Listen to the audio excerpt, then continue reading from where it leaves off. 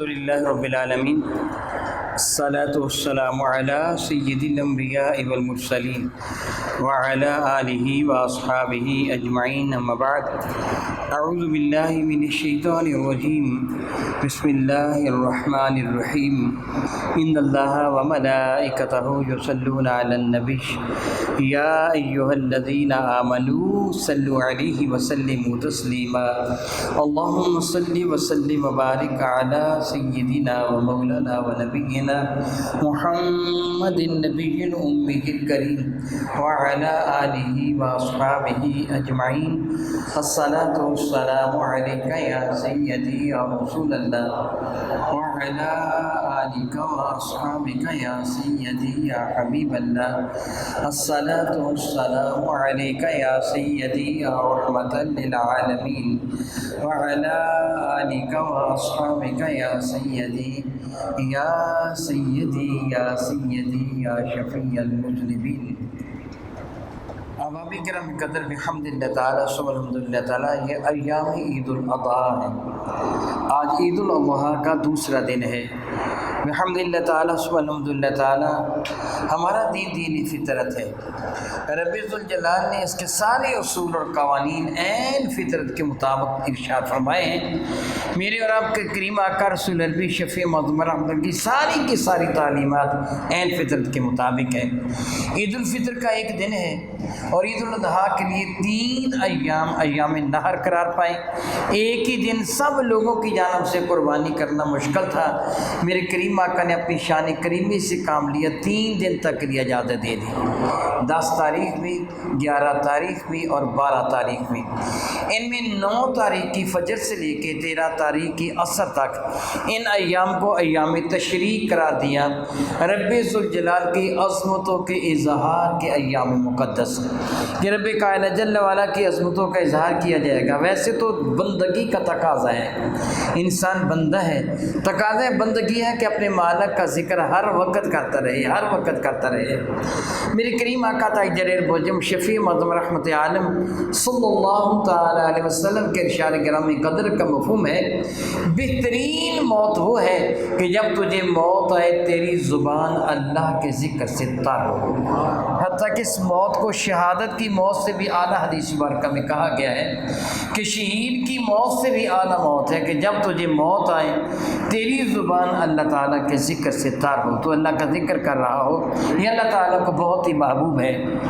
بحمدللہ تعالیٰ ثم الحمدللہ تعالیٰ، آج صبح ہی اسی مسجد میں درس حدیث سے برکہ فجر کے بعد دے رہا تھا اور اپنے کریم آقا کا ارشاد گرامی قدر میں عرض کر رہا تھا کہ میرے نبی نے ارشاد گرامی قدر فرمایا، یہ 4 کلمات اللہ کو بہت محبوب ہیں، بڑے بلند مرتبے والے ہیں، سبحان اللہ والحمد للہ ولا الہ الا اللہ واللہ اکبر۔ یہ 4 کلمات مقدسہ اللہ تعالیٰ کو بڑے محبوب ہیں، ان کا مرتبہ، ان کا مقام، ان کی عزت و عظمت بہت زیادہ ہے۔ اس کے پڑھنے والے کو اللہ تعالیٰ اپنا محبوب بنا لیتا ہے۔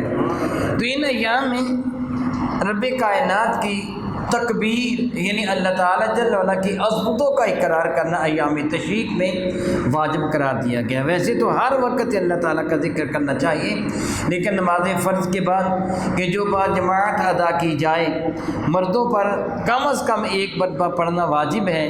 خواتین یا تنہا پڑھنے والا وہ آہستہ پڑھے گا، لیکن باجماعت پڑھنے والا مقیم ہو یا مسافر وہ قدر بلند آواز کے ساتھ پڑھے گا، اللہ اکبر اللہ اکبر لا الہ الا اللہ واللہ اکبر اللہ اکبر وللہ الحمد۔ اپنے رب کی حمد بھی کرے گا، اپنے رب کی عظمتوں کا تکبیر اور اس کے بڑے ہونے کا اقرار بھی کرے گا۔ یوم الجمعہ ہے، حسن اتفاق ہے کہ حجۃ الوداع کے دن بھی یوم جمعہ ہی تھا۔ جب میرے کریم آقا رسول عربی میدان عرفات میں یوم عرفہ کے دن موجود تھے، جمعہ کا دن تھا، میرے کریم آقا رسول عربی نے ایک ایسا تاریخی خطبہ ارشاد فرمایا تھا جو قیامت تک کے لیے ایک آئین اور ایک قانون کی حیثیت رکھتا ہے۔ اگر کوئی بندہ اسی خطبے پہ عمل کر لے تو سب ملے میرے پورے اسلام پر عمل کر لیا۔ میرے کریم آقا رسول عربی شفیع معظم رحمت میں اس کی اہمیت کے پیش نظر جب آپ نے یہ حج فرمانے کا ارادہ فرمایا تھا تو آپ نے مدینہ طیبہ اور مدینہ طیبہ کے گردنواں میں جتنے علاقے تھے وہاں پیغام بھیج دیا کہ سالہ حج کے لیے روانہ ہونا چاہتے ہیں، جس کسی نے ہمارے ساتھ حج پہ جانا ہو تیاری کر لیں۔ ظاہر ہے کہ ایک عام آدمی، ایک علاقے کا ایسا شخص جس کو اللہ نے کچھ عزت عطا فرمائی ہو، وہ لوگوں کا استاد ہو، شیخ ہو، بزرگ شخصیت ہو، وہ کہے میں حج پہ جانا چاہتا ہوں، جس سے میرے ساتھ حج پہ جانا ہے تو آ جاؤ، لوگ کشاں کشاں آ جاتے ہیں۔ تو یہ تو امام الانبیاء تھے، اور دوسری طرف صحابہ کرام تھے کہ جن کی وفا کو اللہ تعالیٰ جل وعلا قرآن کریم میں مذکور فرماتا ہے۔ وہ وفا شعار صحابہ کرام تھے، میرے کریم آقا کے ارشاد گرامی پر سر جھکاتے ہوئے کشاں کشاں میرے نبی کے ساتھ ہو گئے۔ 1,00,000 سے زیادہ صحابہ کرام میرے کریم آقا کے ساتھ حج کے موقع پر جمع ہو گئے۔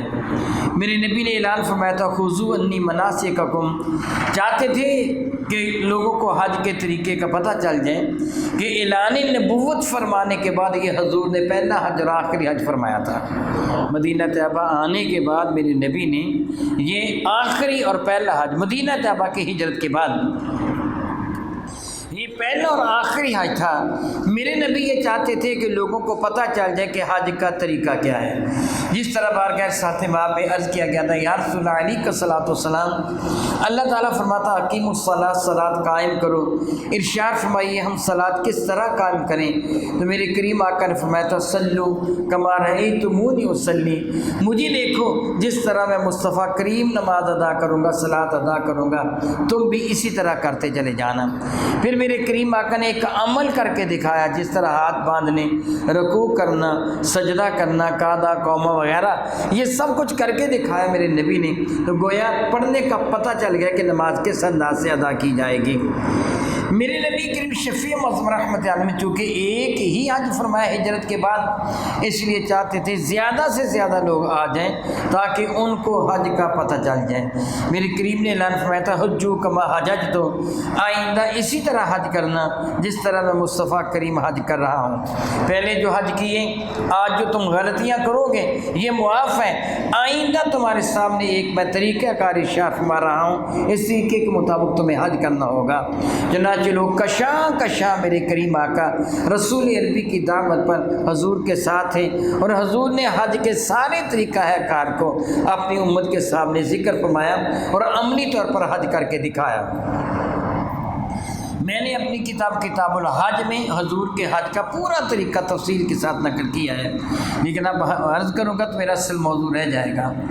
یوم عرفہ کو، یعنی جس دن حجاج کرام میدان عرفات میں جمع ہوتے ہیں، مسجد نمرہ میں میرے کریم آقا نے خطبہ ارشاد فرمایا، تقریر فرمائی، خطبہ ارشاد فرمایا، اور یہ خطبہ میرے کریم آقا رسول عربی کی جانب سے ایک آئین اور ایک قانون تھا۔ میرے کریم آقا نے ایسا جامع ترین خطبہ ارشاد فرمایا کہ جس کی مثال رہتی دنیا تک کوئی بھی نہیں ہے۔ میرے نبی کو اللہ تعالیٰ نے جوامع الکلم، یعنی مختصر الفاظ میں بہت کچھ کہہ دینا، یہ میرے نبی کا معجزہ ہے۔ قرآن کریم سارے کا سارا جوامع الکلم ہی ہے کہ مختصر ہے، لیکن کائنات کا سب کچھ اللہ تعالیٰ نے قرآن کریم میں ذکر فرما دیا۔ صحابہ کرام کا عظیم الشان مجمع تھا۔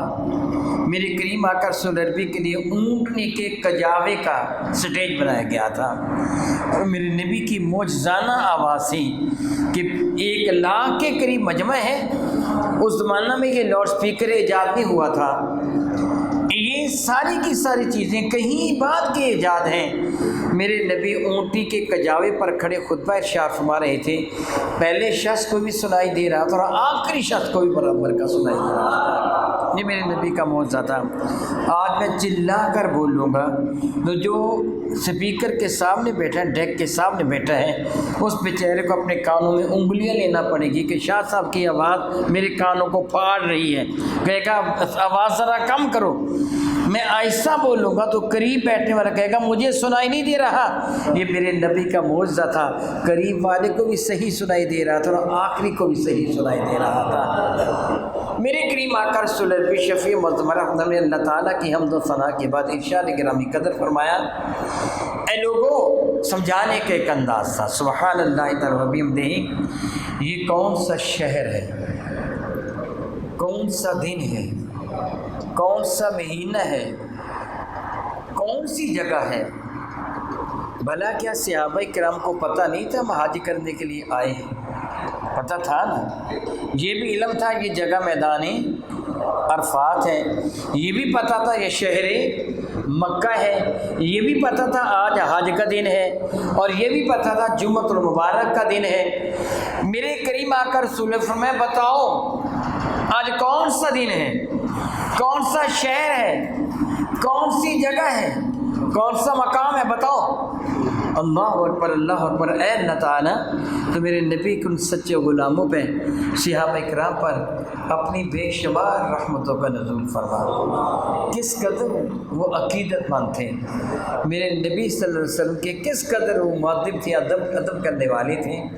بارگاہ رسالت میں عرض کیا رسالت باب میں، یا رسول اللہ آپ جانتے ہیں، آپ ارشاد فرمائیے، یعنی ہم یہ جانتے ہیں کہ آج جمعہ ہے، لیکن اگر آپ فرمائیں گے نہیں آج بدھ ہے تو ہم مان جائیں گے بدھ ہے۔ کوئی نہیں کہے گا نہیں یا رسول اللہ جمعہ ہے، بطور مثال میں کہوں جی آج تو منگل ہے، تو آپ میں ادب کے ساتھ شاہ جی شاید آپ کو غلطی لگی آج جمعہ ہے کہہ دیں گے نا، لیکن صحابہ کا انداز ادب کیا ہے، یا رسول اللہ جو آپ فرمائیں گے وہی ہے۔ جانتے تھے یہ میدان عرفات ہے، یہ شہر مکہ ہے، لیکن عرض کیا کرتے ہیں یا رسول اللہ جو آپ فرمائیں گے ہم وہی مان لیں گے۔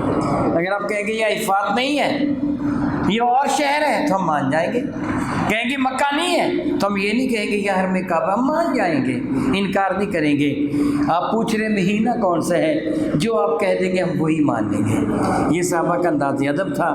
میرے نبی نے فرمایا کون سا شہر ہے، یہ کون سا مہینہ ہے، کون سی جگہ ہے، کون سا دن ہے؟ عرض کیا کہ اللہ اور اس کے رسول جانتے ہیں۔ پھر میرے نبی نے وضاحت فرمائی آج یوم عرفہ ہے، حج کا دن ہے، جمعۃ المبارک ہے، یہ میدان عرفات ہے، یہ شہر مکہ ہے۔ عرض کیا یا رسول اللہ آپ نے سچ فرمایا، ایسے ہی ہے، ہم مانتے ہیں، ہم نے تسلیم کر لیا۔ ہم نے کہ پھر سنو، جس طرح آج کا دن عزت والا ہے، جس طرح یہ میدان عزت والا ہے، جس طرح یہ شہر عزت والا ہے، جس طرح حرم کعبہ عزت والا ہے، اس سے بڑھ کر ایک ایمان والے کی عزت ہے، ایک ایمان والے کی بھی اسی طرح عزت ہے۔ جس طرح ان کی توہین حرام ہے، اسی طرح ایک ایمان والے کی توہین حرام ہے۔ اللہ اکبر اللہ اکبر اللہ اکبر۔ سمجھانے کا کتنا وسیع ایک انداز تھا۔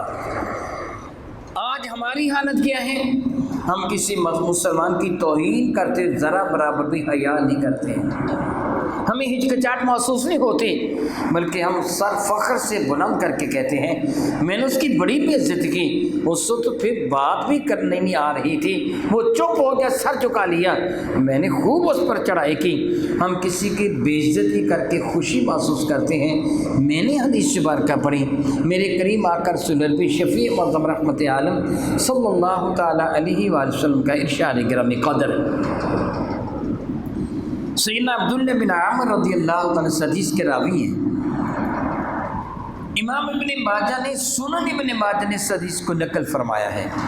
فرماتے رسول رحمت طواف کعبہ کر رہے تھے، یکا یک رکے اور حرم کعبہ کو مخاطب ہو کے فرما لگے اے کعبۃ اللہ، اللہ نے تجھے بڑی عزت دی ہے، تیری بڑی عظمت ہے، تیری خوشبو بڑی اعلیٰ ہے، تیری فضیلت اوج پر ہے۔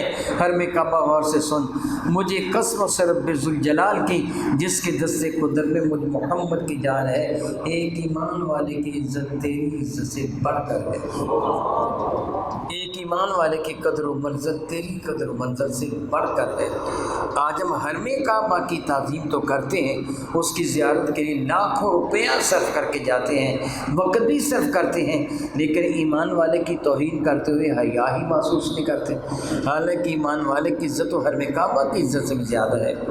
میرے کریم آقا علیہ السلام کا ایک ارشاد گرامی قدر ہے، قیامت کے دن ایک شخص پر کھجلی خارش مسلط کر دی جائے گی، وہ اپنے بدن کو کھجائے گا، خارش کرے گا، شدید خارش ہوگی، اتنی خارش کرے گا اس کی کھال ادھر جائے گی، الیاذ باللہ تعالیٰ ثم الیاذ باللہ تعالیٰ، کھال ادھر جائے گی، خارش میں کمی نہیں آئے گی، مسلسل خارش میں اضافہ ہوتا چلا جائے گا، اتنی خارش کرے گا اس کی معاذ اللہ تعالیٰ بوشت بھی ادھر جائے گا، ہڈیاں ننگی ہو جائے گی، اس کی ہڈیاں ننگی ہو جائیں گی، بوشت بھی ادھر جائے گا، خارش میں کمی نہ آئے گی، وہ چیخے گا، چلائے گا، روئے گا، گا. پھر اس سے کہا جائے گا کیا تجھے تکلیف ہوتی ہے؟ وہ کہے گا شدید تکلیف ہو رہی ہے، میری خارش ختم نہیں ہو رہی، میری چمڑی ادھڑ گئی، میری کھال ادھڑ گئی، میرا گوشت ادھڑ گیا، میری ہڈیاں ننگی ہو گئیں، شدت تکلیف سے میں تڑپ رہا ہوں مگر خارش کم نہیں ہو رہی. اسے کہا جائے گا یہ سزا تجھے اس بات کی ہے جو تم مسلمانوں کو تکلیف دیا کرتا تھا. استغفر اللہ استغفر اللہ استغفر اللہ استغفر اللہ تعالی. ذرا سوچو مسلمان کو تکلیف دینا کتنی بری بات ہے. میرے کریم صلی اللہ تعالی علی حبیبہ دائماً ابدا، میرے آقا ارشاد فرماتے ہیں میں نے ایک شخص کو دیکھا وہ جنت میں ٹہل رہا ہے، وہ جنت میں خوشی سے ٹہل رہا ہے، بڑی عزت اور بڑی عظمت ہے اس کی. میں نے جبریل سے پوچھا اے جبریل اس کو کس چیز کا یہ صلہ ملا ہے؟ یہ جنت میں خوشی منا رہا ہے، ٹہل رہا ہے، تو اس کو کس چیز کا صلہ ملا ہے؟ تو جبریل نے کہا یا رسول اللہ راستے میں ایک درخت تھا، یعنی ایک پگ ڈنڈی تھی، چھوٹا سا راستہ تھا اور راستے کے درمیان ایک درخت تھا، لوگوں کو تھوڑا بل کھا کر درخت کے اوپر سے ہو کر جانا پڑتا تھا، تھوڑی سی تکلیف ہوتی تھی. اس آدمی نے لوگوں کی تکلیف ختم کرنے کے لیے وہ تکلیف دینے والے درخت کو کاٹ دیا. اللہ تعالیٰ نے اسی کے صلہ میں سے جنت میں یہ مقام عطا فرما دیا. اللہ اکبر اللہ اکبر اللہ اکبر اللہ اکبر. میرے کریم آقا رسول اللہ نے صدقہ کی وضاحت فرمائی تھی کہ صدقہ بلاؤں کو ٹال دیتا ہے، اللہ تعالیٰ جل وعلا کا قرب عطا کر دیتا ہے، صدقہ دینے والا اللہ کا محبوب بن جاتا ہے. سخاوت ایک درخت ہے جس کی ٹہنیاں دنیا میں ہے، سخی اس درخت کی ٹہنی کو پکڑتا ہے، اس کا تنا اس کی جڑ جنت میں ہے، گویا ٹہنی کو پکڑ کر درخت پر چڑھ جاتا ہے. جب جڑ کی جانب اترے گا تو کہاں اترے گا؟ جنت میں اترے گا. میرے نبی نے فرمایا یاد رکھو راستے سے تکلیف دہ شے، کوئی پتھر، کوئی کانٹا، کوئی شیشہ، کوئی ایسی شے جو لوگوں کو تکلیف دیتی ہو اٹھا کر ایک طرف رکھ دینا بھی صدقہ ہے. کسی کو راستہ بتا دینا یہ بھی صدقہ ہے، کسی نابینے کو سڑک پار کروا دینا صدقہ ہے، اچھی بات کا کہنا صدقہ ہے، کسی کو سلام کرنا صدقہ ہے، کسی کو مسلمان کو مسکرا کر ملنا بھی صدقہ ہے. اللہ اکبر اللہ اکبر اللہ اکبر. وہ میرے نبی کیا چاہتے ہیں؟ آپس میں ایک دوسرے کے ساتھ پیار کرو، محبت کرو، احترام کرو. مجھ سے آپ پوچھئے شاہ جی آپ کے نزدیک اچھا بندہ کون ہے؟ میں غور کروں گا کون اچھا ہے، فلاں اچھا ہے، فلاں اچھا ہے. یہ میری چوائس ہے، یہ میرا انتخاب ہے. آپ سے پوچھیں کون اچھا ہے، جو آپ کو اچھا لگے گا آپ اسے کہیں گے اچھا. تو اس سے پوچھیے جس سے سچا اللہ کے عزت کی قسم اللہ نے پیدا ہی نہیں کیا. یا رسول اللہ فرمائیے اچھا کون ہے؟ میرے نبی فرماتے خیر الناس من ینفع الناس. میرے نزدیک اچھا بندہ وہ ہے جس سے میرے امتیوں کو فائدہ پہنچے، جس سے میرے امتیوں کو فائدہ پہنچے نا وہ بڑا اچھا ہے، وہ بہت اعلیٰ ہے. اللہ اکبر اللہ اکبر اللہ اکبر. اگر آپ اپنے نبی کی نظر میں محبوب ہونا چاہتے ہیں تو میرے نبی کی امت کے لیے مفید بن جائیے، نقصان دینا بنیے. میرے کریم آقا تاجر بجم شفیع معظم رحمت اللہ نے شاہ فرمایا جس طرح آج کا دن، آج کا یہ شہر، یہ مقام، یہ جگہ حرم کعبہ جس طرح محترم ہے، قابل احترام ہے، اسی طرح سب ایمان والے کی جان، مال، عزت و احترام اللہ تعالیٰ جل وعلا کے حضور قابل احترام ہے. میرے کریم آقا رسول اللہ شفیع معظم رحمت اللہ اس خطبہ میں بار بار ایک ارشاد فرما رہے تھے لوگوں میری بات کو اچھی طرح سمجھنے کی کوشش کرو، میں تم تک اللہ تعالیٰ کا پیغام پہنچا دیا. بار بار یہ جملہ ارشاد فرماتے تھے یہ اللہ تعالیٰ کا پیغام ہے جو تم پر پہنچا رہا ہوں. پھر فرمانے لگے تم نے اپنے رب سے ملاقات کرنی ہے، تم نے اپنے رب سے ملاقات کرنی ہے، تمہارا رب تم سے تمہارے بارے میں، تمہاری ذمہ داریوں کے بارے میں سوال فرمائے گا. بہت عزت والے میرے بھائیوں بات قابل غور ہے. اگر کوئی بندہ کسی فیکٹری میں، کسی مل میں، کسی آفس میں، گورنمنٹ کے کسی بھی ادارے میں یا کسی بھی جگہ ملازم ہے، اس کی کچھ ذمہ داریاں ہیں. جو ملازم میں کچھ ذمہ داریاں ہیں نا، ایون کہ حتیٰ کہ اسکول میں داخل ہونے والی طالب علم کی بھی ذمہ داری ہیں، تو پابندی کے ساتھ اسکول آئے گا، اپنی حاضریاں پوری کرے گا، اپنے کلاس روم میں بیٹھے گا، اپنے اساتذہ کا ادب کرے گا، جو سبجیکٹ وہ پڑھائیں گے ان کو یاد کرے گا، ہوم ورک کر کے آئے گا، اپنے اسکول کالج یونیورسٹی کی جو بھی جائیداد ہے، یہ چیزیں ان کو نقصان نہیں پہنچائے گا، دوسرے ساتھی سے اچھا سلوک کرے گا، وغیرہ وغیرہ ذمہ داریاں ہیں نا۔ اگر خامد ہے تو اس کی ذمہ داری ہے، اپنی بیوی سے اس سے سلوک کرے گا، اس کے کھانے پینے کا انتظام کرے گا۔ وَلَهُنَّ مِثْلُ الَّذِي عَلَيْهِنَّ بِالْمَعْرُوفِ، بیویوں کو بھی حقوق ہیں جس طرح تمہارے حقوق ہیں۔ وَلِلرِّجَالِ عَلَيْهِنَّ دَرَجَةٌ، جدا بات ہے کہ مردوں کو عورتوں پر فوقیت حاصل ہے۔ باپ ہے تو میرے بھی حقوق ہیں، اپنی اولاد کی تربیت کرنا، ان کے کھانے پینے کا انتظام کرنا، ان کے لباس اور رہائش کا انتظام کرنا، ان کی صحیح پرورش کرنا۔ باپ کی بھی ایک ذمہ داری ہے، اولاد کی بھی ذمہ داری ہے، اپنے والدین کا حکم ماننا، ان سے وفا کرنا، ان کی نافرمانی نہ کرنا۔ بیوی کی بھی ذمہ داری ہے اپنے خاوند کے گھر کی حفاظت کرنا، اس کی امانت میں خیانت نہ کرنا۔ اللہ اکبر، اللہ اکبر، اللہ اکبر، کتنی بڑی بات ہے۔ میرے نبی، میرے کریم آقا رحمت عالم صلی اللہ تعالی علیہ وآلہ وسلم نے ارشاد گرامی قدر فرمایا، جو عورت مجھے ضمانت دے دے وہ 5 وقت نماز ادا کرے گی، گناہ سے بچے گی، اپنی عزت کی حفاظت کرے گی، اپنے خاوند سے وفا کرے گی، میں اللہ کا نبی اس کو جنت کی ضمانت دیتا ہوں۔ ذمہ داریوں کا ذکر کر دیا، عورت کی بھی ذمہ داریاں ہیں، مرد کی بھی ذمہ داریاں ہیں، باپ کی ذمہ داریاں ہیں، آقا کی ذمہ داری اپنے خادم کے ساتھ، اپنے نوکر، اپنے غلام کے ساتھ اس سے سلوک ہے، اس کی ذمہ داری اپنے آقا سے وفا ہے۔ گویا کلکم رائن وکلکم مسئول عن رعایتہ، تم سارے کے سارے راعی ہو، تم سے تمہارے رعایا کے بارے میں پوچھا جائے گا، ہر بندے کی ذمہ داریاں ہیں۔ میرے نبی نے فرمایا یاد رکھنا قیامت کے دن تم سے تمہاری ذمہ داریوں کے بارے میں پوچھا جائے گا۔ تیری یہ ذمہ داری تھی، تو نے اپنی ذمہ داری ادا کی ہے۔ میں اللہ تعالیٰ سے معافی مانگتا ہوں، کہہ رہا ہوں مثال دیتے ہوئے بھی حیا معلوم ہوتا ہے، کہاں رب کائنات، کہاں دنیا کے یہ لوگ، کسی کو پتہ ہونا کہ میرا باس، میرا ڈائریکٹر، میرا مینیجر، میری ملک کا مالک، میری فیکٹری کا مالک، وہ آئے گا، آ کر میری فائل کو چیک کرے گا میں نے اپنی ذمہ داریاں پوری کی ہیں کہ نہیں۔ تیری راتوں کی نیند اڑ جاتی ہے،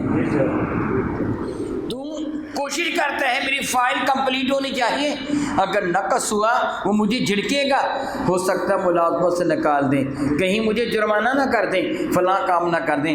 ارے تو دنیا والے سے اتنا ڈرتا ہے، کبھی اپنے رب سے بھی ڈر، کبھی یہ بھی خیال کر وہ فائل جو رب کی حضور تیری ترتیب پا رہی ہے، کرامن کاتبین جو ساتھ ساتھ بنا رہے ہیں، اس فائل کا ذکر اللہ کے سامنے ہوگا جب تیرا رب فرمائے گا اقرأ کتابک کفیٰ بنفسک اليوم علیک حسیبا، اپنی کرتوتوں کی کتاب پڑھ لے، تیری زندگی کے حساب کرنے کے لیے کافی ہے۔ پھر بندہ کہے گا مالی ھذا الکتاب لا یغادر صغیرۃ ولا کبیرۃ الا احصاھا، ہائے ہائے اس کتاب کو کیا ہو گیا، میری زندگی کا ہر کام وہ چھوٹا تھا یا بڑا تھا سب کچھ اس کے اندر لکھا ہوا ہے، تیری فائل تیار ہو رہی ہے۔ وہ جدا بات ہے کہ میرا کریم پروردگار اپنی شان کریمی سے کام لے، بغیر حساب کے جنت عطا فرما دے، وہ مالک ہے، لیکن چاہے تو حساب لے لے گا۔ میرے کریم فرماتے ہیں یاد رکھو تمہیں بارگاہ رب العزت پہ حاضر ہونا ہے اور اللہ تعالیٰ تم سے سوال فرمائے گا، نہ سوال فرمائے اس کی مرضی ہے، لیکن تمہیں تیاری پوری کرنی ہے، تم اپنی تیاری کر کے جاؤ گے۔ مجھے ذمہ داری کے ساتھ اللہ یعوذ باللہ تعالیٰ ثم اللہ یعوذ باللہ تعالیٰ اپنے رب کے حضور حاضر ہونے سے ڈرنا چاہیے پوری ذمہ داری کے ساتھ۔ میں پناہ مانگتا ہوں کہ اللہ تعالیٰ مجھے ایسے کام کرنے کی توفیق نہ دے جس سے رب ناراض ہو جائے۔ تو اگر تیرا رب تو اس سے ناراض ہو گیا، بے وقوف تو کیا کرے گا، تیرا ٹھکانہ کہاں ہوگا؟ اس کے حضور تو کسی کی سفارش تو نہیں کر سکے گا، فلاں میں سفارش ڈلوا دیتا ہوں، نہیں، جس کو وہ اجازت دے گا وہی سفارش کر سکے گا۔ پھر میرے نبی نے ارشاد میں سنو اپنی امانتیں واپس کر دو، گویا اپنی ذمہ داریاں ادا کر دو. صرف یہی امانت نہیں. کوئی آدمی مجھے 10,000 20,000 روپے دی جائے کہ شاہ جی یہ میری امانت اپنے پاس رکھ لو، میں کل کو آ کر پرسوں کو آ کر واپس لے لوں گا، یہ بھی امانت ہے. اس پہ خیانت بھی حرام ہے. لیکن اس کے ساتھ یہ بھی امانت ہے. دیکھیے آپ نے میرا انتخاب کیا، مجھے چنا ہے کہ تو ہمیں واعظ و نصیحت کہے.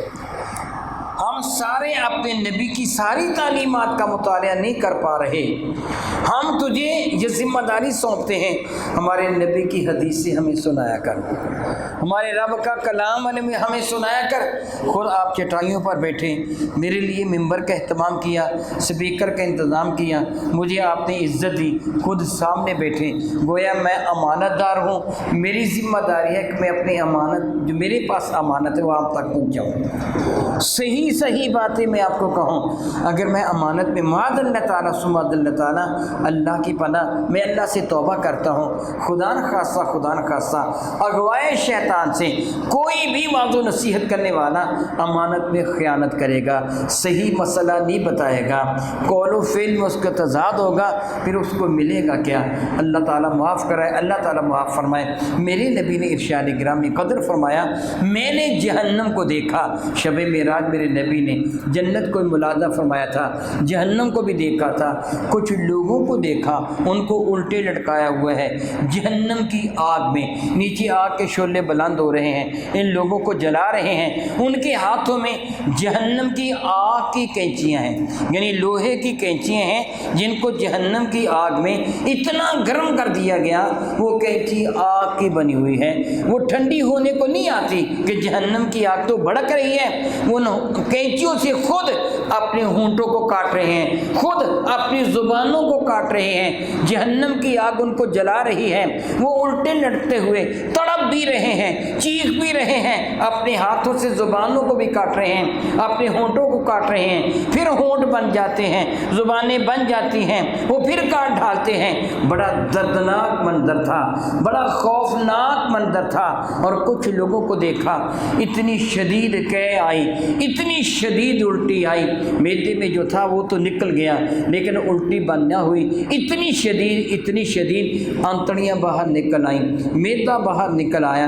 اب منہ چھوٹا ہے، آنتڑیاں میدا واپس نہیں جا رہے. وہ جہنم کی آگ کے کوئلوں پر، جو آگ دنیا کی آگ سے معلوم نہیں کتنی زیادہ شدید گرم ہے. دنیا کی آگ پانی سے بجھ جاتی ہے، جہنم کی آگ پانی سے بجھتی نہیں ہے. دنیا کی آگ کا ایندھن یہ لکڑی وغیرہ، کوئلہ وغیرہ، تیل وغیرہ دوسری چیزیں ہیں. میرا اللہ فرماتا وقودها الناس والحجارہ، جہنم کی آگ کا ایندھن انسان اور پتھر ہے. جس طرح سوکھی لکڑی دنیا کی آگ میں جلتی ہے، اس سے زیادہ تیز جہنم کی آگ میں پتھر جلتے ہیں، انسان جلتے ہیں. جس طرح تیل کو آگ لگ جاتی ہے، الیاذ باللہ تعالی ثم الیاذ باللہ تعالی. آگ کی شدت ہے، آنتڑیاں اور میدا باہر نکلا پڑا ہے، وہ تڑپ رہے ہیں، چکر لگا رہے ہیں. میرے کریم آقا نے یہ ہیبت ناک منظر دیکھا، اندوہناک منظر دیکھا. تو جبریل سے پوچھا، جبریل یہ کون ہیں جو شدت درد سے چیخ بھی رہے ہیں، تڑپ بھی رہے ہیں اور اپنی آنتوں کے گرد گرد اس طرح چکر لگا رہے ہیں جس طرح کولوں کے گرد بھیل گھومتا ہے؟ تو یہ جبریل نے کہا یا رسول اللہ، یہ تمثیل آپ کی امت کے علماء کی ہے، تقریریں کرنے والوں کی ہے، واعظوں کی ہے. یا رسول اللہ یہ وہ لوگ تھے جن کے قول و فعل میں تضاد تھا، جو لوگوں کو صحیح مسئلے نہیں بتاتے تھے، گویا امانت میں خیانت کرتے تھے. امانت کیا تھی؟ قرآن و حدیث امانت ہے، اس کو صحیح ترین طریقے سے آگے پہنچانا علماء کا فرض ہے. میرے نبی فرماتے ہیں علماء ورثۃ الانبیاء، علماء نبیوں کے وارث ہیں. نبیوں کی تعلیمات ان کے پاس امانت ہے، اس امانت کو لوگوں تک پہنچانا ان کی ذمہ داری ہے. یہ برے علماء کا یہ حال ہوگا، لیکن جو اچھے علماء ہیں ان کے لیے میرے نبی کیا فرماتے ہیں؟ میرے کریم آقا حضور رحمت عالم صلی اللہ تعالیٰ علیہ وآلہ وسلم نے صحابہ سے ارشاد فرمایا تھا، بتاؤ دنیا میں سب سے بڑا سخی کون ہے؟ تو صحابہ کرام نے اپنی عادت کے مطابق عرض کیا اللہ و رسولہ عالم، اللہ تعالیٰ جانتے ہیں، اللہ کے نبی جانتے ہیں سب سے بڑا سخی کون ہے۔ میرے کریم آ کر رحمت فرمانے لگے یاد رکھو سب سے بڑا سخی اللہ تعالیٰ ہے، اللہ تعالیٰ کے بعد سب سے بڑا سخی میں مصطفیٰ ہوں۔ فرمانے کے پھر اس میرے بعد وہ سخی ہے جو میری تعلیمات کو لوگوں تک پہنچاتا ہے۔ گویا اس کے پاس میری تعلیمات کیا ہیں؟ امانت ہے۔ تعلیمات کیا ہیں؟ امانت ہے، جس کو اس نے حاصل کیا اب یہ امانت لوگوں تک پہنچانا اس کی ذمہ داری ہے۔ سبحان اللہ تعالی و بحمدہ، سبحان اللہ تعالی و بحمدہ۔ سخاوت کی مثال میرے کریم آقا نے کتنی حسین دی، جس طرح میں قبل ازیں بھی عرض کر چکا ہوں کہ سخاوت ایک درخت ہے جو جنت سے اگا ہے، شاخیں دنیا میں ہیں، اس کی شاخوں کو پکڑنے والا جنت میں چلا جاتا ہے۔ میرے کریم علیہ السلام کے ارشاد گرامی قدر کا مفہوم ہے، یہ ترجمہ حدیث نہیں ہے بلکہ حدیث مبارکہ کا یعنی لفظی ترجمہ نہیں، یہ مفہوم ہے۔ میرے کریم آقا علیہ السلام کے ارشاد گرامی قدر کا مفہوم بنتا ہے قیامت کے دن اللہ تعالیٰ جل وعلا جب جنت کے دروازے کھولے گا، اہل ایمان کو جنت میں جانے کی اجازت مرحمت فرمائے گا، نماز پڑھنے والے جنت پہ چلے جائیں گے، روزہ رکھنے والے جنت پہ چلے جائیں گے، مجاہد جنت پہ چلے جائیں گے، غازی جنت پہ چلے جائیں گے، صدقات و خیرات کرنے والے جنت پہ چلے جائیں گے، نیک اعمال کرنے والے جنت پہ چلے جائیں گے۔ لیکن جو سچا عالم دین ہے، علماء حق کا ہے، جب ان میں وہ عالم دین جنت پہ جانے لگے گا اس کو جنت کے دروازے پر روک لیا جائے گا، تو ٹھہر جا، وہ عرض کرے گا پروردگار عالم باقی لوگوں کے لیے جنت کے دروازے کھلے ہیں۔ مولا تعالیٰ عابد و زاہد، متقی پرہیزگار، روزہ رکھنے والے، زکوٰۃ دینے والے، نمازیں پڑھنے والے، نیک اعمال کرنے والے وہ جنت پہ چلے گئے، میں جنت میں جانا چاہتا ہوں، مجھے تیرے فرشتوں نے روک لیا، تو رب کائنات کی طرف سے حکم ہوگا تو تنہا جنت میں نہ جا میدان معاشر میں جس کو تیرا جی چاہتا ہے اس کو اپنے ساتھ لے کے جنت میں، تاکہ دنیا والوں کو پتہ چلے جس نے اپنی زندگی کے روز و شب میری رضا کے لیے کھپا دیے تھے، دن رات میرے دین کو، میرے نبی کو دین کو پھیلانے کے لیے کوشاں رہتا تھا، آج قیامت کے نسخوں میں کتنا مرتبہ مقام عطا فرماتا ہوں۔ میرے نبی نے مثال دے کے سمجھایا صلی اللہ تعالیٰ علی حبیبہ دائما ابدا۔ پھر جب وہ میدان معاشر میں آئے گا تو کوئی بندہ کہے گا، جب وہ بخشوا رہا ہوگا کہے گا حضرت مجھے جانتے ہو؟ وہ کہے گا میں تجھے نہیں جانتا۔ وہ یاد حضور نے مثال یہ دی جو میں مثال دے رہا ہوں، وہ عرض کرے گا فلاں وقت میں نے آپ کو وضو کروایا تھا، یہ مثال میرے نبی نے دی تھی، فلاں وقت میں نے وضو کروایا تھا۔ وہ کہے گا ہاں مجھے یاد آیا تو نے مجھے وضو کروایا تھا۔ کہے گا پھر حضور میری بھی سفارش کر دیجئے۔ وہ کہے گا تو بھی میرے ساتھ جنت میں آ جا۔ گویا جو علماء حقہ ہیں ان کو اللہ تعالیٰ عزت عطا فرمائے گا، وہ نبیوں کی غلامی میں جنت کے اندر جائیں گے۔ میں یہ جملہ تو نہیں کہتا کہ نبیوں کے ساتھ، آپ جانتے ہیں جو غلام ہوتے ہیں آقا کے ساتھ ہی جاتا ہے، جوتے اٹھانے والا اپنے آقا کے ساتھ ہی جاتا ہے، جہاں آقا جاتا ہے وہاں جوتے اٹھانے والا بھی جاتا ہے۔ تو نبیوں کی غلامی میں نبیوں کے ساتھ یہ جنت میں جب وہ علماء حقہ ہیں جو ان کو اللہ تعالیٰ نے یہ امانت عطا فرمائی ہے کہ لوگوں تک احکامات شریعہ پہنچاؤ، یہ ان کی ذمہ داری ہے۔ اسی طرح ہر بندہ جس کی جو بھی ذمہ داری اللہ تعالیٰ نے لگائی ہے اس کے پاس امانت ہے، اگر وہ امانت میں خیانت کرے گا الیاذ باللہ تعالیٰ ثم الیاذ باللہ تعالیٰ، پھر وہ جہنم میں جائے گا۔ خائن کو اللہ تعالیٰ معاف نہیں فرماتا جب تک وہ اپنی خیانت سے سچے دل سے توبہ نہیں کر لیتا۔ کوئی بھی تیری ذمہ داری اس کو پورا کرنا تیرے پاس امانت ہے۔ پھر میں نبی فرمانے کے سود حرام ہے، کیا بنا؟ سود ہے حرام ہے۔ سب سے پہلا سود جو میں معاف کرتا ہوں وہ میرے چچا عباس کا سود ہے جو نے لوگوں سے لینا ہے، میں نے اس کو معاف کر دیا۔ اصل زر ملے گا، سود تم نہیں لوگے۔ میں اللہ تعالیٰ سے معافی مانگتا ہوں، آج ہم سودی کاروبار عروج پر لے گئے۔ میرے کریم آقا نے کبھی ارشاد فرمایا تھا کچھ وہ لوگ ہوں گے کہ جو سود لیں گے، کچھ وہ لوگ ہوں گے جو سود لیں گے تو نہیں لیکن سود کا دھواں ان تک ضرور پہنچ جائے گا، یعنی کسی نہ کسی حوالہ سے سود کا دھواں ان تک پہنچ جائے گا۔ سود کتنا بڑا جرم ہے، سود کتنی بڑی کوتاہی ہے، سود کتنی بڑی حرام شے ہے۔ قرآن مجید فرقان میں واحد یہ جرم ہے جس کے لیے اللہ اور اس کے رسول نے اعلان جنگ فرمایا ہے کہ سود خوار کے لیے اللہ اور اس کا رسول فَأَذَنُوا بِحَرْبٍ مِّنَ اللَّهِ وَرَسُولِهِ، اللہ اور اس کے رسول کے ساتھ جنگ کے لیے تیار ہو جائے جو سود کھانے والا ہے۔ یہ اللہ تعالیٰ کے نزدیک کس قدر باعث غضب ہے اس کا اندازہ آپ کو اس بات سے بخوبی ہو جائے گا۔ باقی شیب میں بھی ہیں اور صاحب مشکات نے بھی نقل کیا کتب سیاہ کے حوالہ سے، میری نبی نے فرمایا کہ سود کے ایک روایت میں 70 ہیں، دوسری روایت میں 72 درجے ہیں۔ کتنے درجے ہیں؟ 70 یا 72۔ ایک روایت میں 70 ہیں، ایک روایت میں 72 درجے ہیں۔ ایک وہ درجہ جس کا گناہ سب سے چھوٹا ہے، دوسرے درجے کا اس سے زیادہ، تیسرے کا اس سے زیادہ، چوتھے کا اس سے زیادہ، اللہ کیف جس طرح سود کے درجے بڑھتے چلے جاتے اس طرح اس کا گناہ بڑھتا چلا جاتا ہے۔ میرے نبی نے فرمایا سب سے کم تر درجے کا گناہ ماں کے ساتھ نکاح کرنے کے برابر ہے کہ کسی شخص نے اپنے ماں سے نکاح کر لیا، اپنی ماں کو اپنی بیوی بنا لیا، جتنا گناہ اس کو ہوتا ہے یہ سود کے کم تر درجے کا گناہ ہے۔ میں اللہ سے معافی مانگتا ہوا یہ جملے کہہ رہا ہوں، غور کیجئے، جس آدمی کو اس بات کا پتہ ہے کیا وہ بے غیرت نہیں ہوگا جو سود لے گا؟ بتائیے بڑا بے غیرت ہوگا کہ نہیں؟ وہ غیرت مند تو نہیں رہے گا۔ اپنی بہن کے ساتھ، اپنی بیٹی کے ساتھ برا کرنا ماں کے ساتھ برا کرنے سے کم تر ہے، ماں کے ساتھ برا کرتا ہے جو سود لیتا ہے۔ میرے کریم آقا رسول اللہ نے سختی کے ساتھ منع فرما دیا، سود نہیں لیا جائے گا۔